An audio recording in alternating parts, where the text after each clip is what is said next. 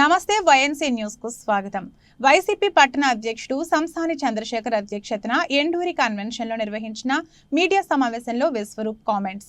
YCP party parliament అభ్యర్థి Rapaka Varaprasad, Amalapuram YCP MLA అభ్యర్థి పినిపే విశ్వరూప్ ను అఖండ మెజార్టీతో గెలిపించాల్సిన బాధ్యత వైసీపీ పార్టీ కుటుంబ సభ్యులపై ఉందని ఎమ్మెల్సీలు కుడిపూడి సూర్యనారాయణరావు, బొమ్మి ఇజ్రాయిల్ అన్నారు.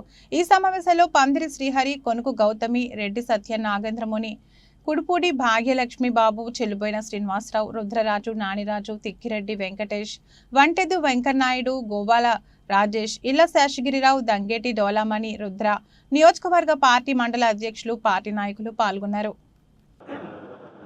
గత 25 రోజులుగా అమలాపురం అసెంబ్లీ పరిధిలో 3 మండలాలు టౌన్లో విస్తృతంగా ప్రతి ఒక్కరిని కలిసి నా అభ్యర్థిత్వాన్ని బలపరచవలసిందిగా అందరినీ కూడా రిక్వెస్ట్ చేస్తున్నాం. ప్రతి ఒక్కరిని కూడా ఇంటింటికి వెళ్ళి ఓట్లు అడుగుతున్నాం. ఎండలో ఎంత వేడిగా ఉన్నప్పుడు కూడా ప్రజల నుంచి వచ్చినటువంటి స్పందనే మమ్మల్ని నడిపిస్తుందని భావిస్తున్నాను. చాలా ఎక్కువ ఎండలు ఉన్నాయి, అయినప్పుడు కూడా కేవలం ప్రజాస్పందన ముందు ఈ ఎండలో మమ్మల్ని ఏం చేయలేకపోతున్నాయి. అపూర్వ స్పందన లభిస్తుంది.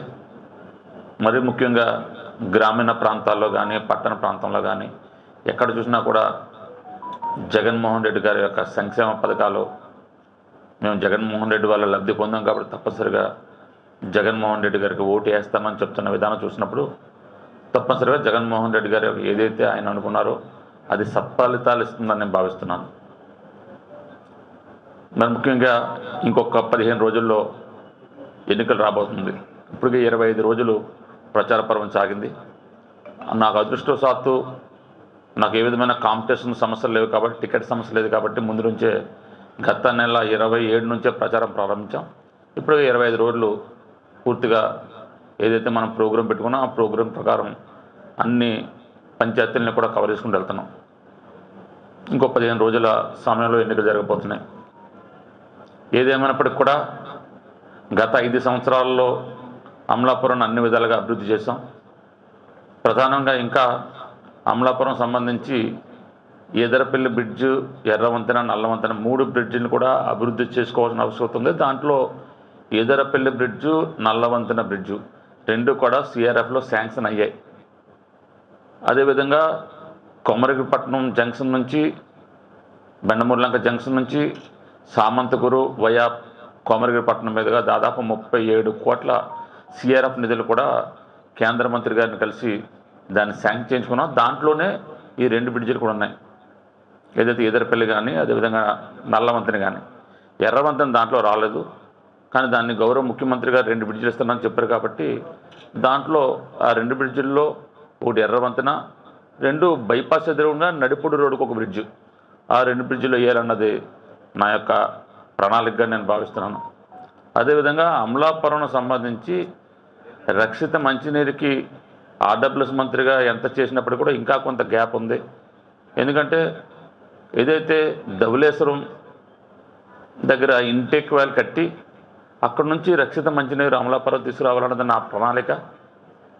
కానీ కిరణ్ కుమార్ రెడ్డి గారి ప్రభుత్వం చివరి దశలో ఉండగా నేను రాజీనామా చేసి జగన్మోహన్ రెడ్డి గారికి నా మద్దతు ఇవ్వడం వల్ల నేను పెట్టినటువంటి 125 కోట్ల ప్రాజెక్ట్ని అప్పుడు క్యాన్సిల్ చేయడం జరిగింది. తర్వాత గౌరవ ముఖ్యమంత్రి జగన్మోహన్ రెడ్డి గారు గ్రిడ్ ద్వారా రక్షిత మంచినీరు తీర ప్రాంతాలకు పరిశ్రమ చేయాలని పెట్టిన గ్రిడ్లో ఫస్ట్ ఫేజ్లో కోనసీమ ఉన్నాం, మనందరి అదృష్టం తూర్పుగోదావరి జిల్లా ఉంది. దాంట్లో భాగంగా ఏదైతే ధవళేశ్వరం దగ్గర బ్యారేజ్ లోపల ఇంటేక్ వెల్ కట్టి తద్వారా అక్కడ శుద్ధి చేసినటువంటి జలాలని డైరెక్ట్గా ఓహెచ్ఆర్సీ ద్వారా గ్రామాలకు సప్లై చేసే ప్రాజెక్టు ఇప్పుడు నడుస్తున్నాయి. మరి కరోనా కారణం వల్ల కానీ కొన్ని కారణాల వల్ల కొద్ది స్లోగా నడుస్తుంది వరకు. ఏదైనప్పటికీ కూడా ప్రతి గడపకి కూడా రక్షిత మంచినీరు వెళ్ళే విధంగా తప్పనిసరిగా చర్యలు తీసుకుంటాను. అమలాపురం దినదిన అభివృద్ధి చెందింది. అమలాపురం జిల్లా కేంద్రం అయిన తర్వాత అమలాపురం అభివృద్ధికి మరి సర్వేగంగా జరుగుతుంది కాబట్టి ఇంటిగ్రేటెడ్ డ్రైనేజ్ సిస్టమ్ అన్నది అమలాపురం నియోజకవర్గానికి, అమలాపురం టౌన్కి అత్యంత అవసరంగా నేను భావించడం జరుగుతుంది. నా ప్రణాళికలో కూడా రాబోయే 5 సంవత్సరాల్లో ఇంటిగ్రేటెడ్ డ్రైనేజ్ సిస్టమ్ అమలాపురం సరౌండింగ్స్లో మాస్టర్ ప్లాన్ రూపొందించి తద్వారా అండర్ గ్రౌండ్ డ్రైనేజ్ సిస్టమ్ చేసి తద్వారా చేస్తేనే భావితరాల రాబోయే 30 సంవత్సరాల్లో ఎక్కడా కూడా డ్రైనేజ్ సమస్య లేకుండా మరి ఇవన్నిటిని కూడా ఒక సక్రమైన మార్గంలో మనం వెళ్ళే అవకాశం ఉంది. కాబట్టి ఇంటిగ్రేటెడ్ డ్రైనేజ్ సిస్టమ్ ఒకటి అమలాపురానికి ఏర్పాటు చేయాలి.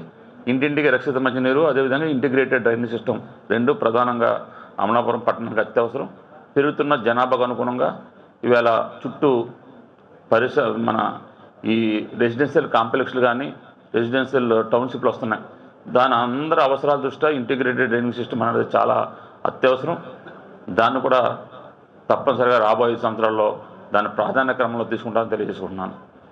అదేవిధంగా ఇప్పటికే రహదారులు బాగా అభివృద్ధి చేసుకున్నాం. ఏ నియోజకవర్గంలో లేని విధంగా అమలాపురంలో రహదారులని మొత్తం అన్నీ కూడా కంప్లీట్ చేసుకున్నాం. ఉదాహరణకు బైపాస్ని సీసీ రోడ్డుగా చేసుకున్నాం. గతంలో బైపాస్ రోడ్ వేసిన సంవత్సరంలోనే మరి అది దుస్థితికి వచ్చే శిథిలావస్థ చేరుకున్నది. అటువంటి పరిస్థితి రాకుండా కాంక్రీట్గా సీసీ రోడ్ నిర్మించుకుని దాని బైపాస్ని ప్రజలకు అందుబాటులో తీసుకొచ్చాం.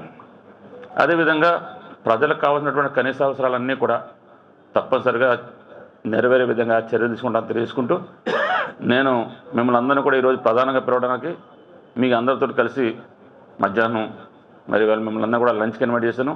రేపు ఉదయం 10:47 నేను నామినేషన్ పత్రాలని ఆర్డీఓ గారికి సమర్పించబోతున్నాను. అంటే ఉదయం 9:30 నా నివాసం నుంచి ర్యాలీ బయలుదేరి ఆర్డీఓ ఆఫీస్ చేరుకుంటాం. కాబట్టి మీ అందరూ కూడా నా ర్యాలీలో మీరందరూ కూడా పార్టిసిపేట్ చేసి తప్పనిసరిగా నిష్పక్షపాతంగా మీరందరూ కూడా సమాచారాన్ని ప్రజలు తెలియపరచాలి. అదేవిధంగా నా గురించి మీకు అందరూ తెలుసు. ఎక్కడా కూడా నా వల్ల ఏదైనా నెగిటివ్ ఉన్నా కూడా మీరు రాసినా కూడా నేను ఎప్పుడు కూడా ఇతర ఆలోచించడం తప్పనిసరి దాన్ని పాజిటివ్గా తీసుకుంటాను. నా లోటుపాట్లు ఉన్నా కూడా మీరు ధైర్యంగా రాయొచ్చు. తప్పనిసరిగా ప్రజాస్వామ్యంలో పత్రిక పాత్ర మీరు నిర్వర్తించాలి. మీ ప్రతి న్యూస్ని కూడా నేను పాజిటివ్గా తీసుకుంటాను తెలియజేసుకుంటూ మీ అందరి సహాయ సహకారాలు అర్థిస్తూ మరి మీరందరూ కూడా లంచ్ సేవలో కోరుకుంటూ సెలవు తీసుకున్నాను. Thank you.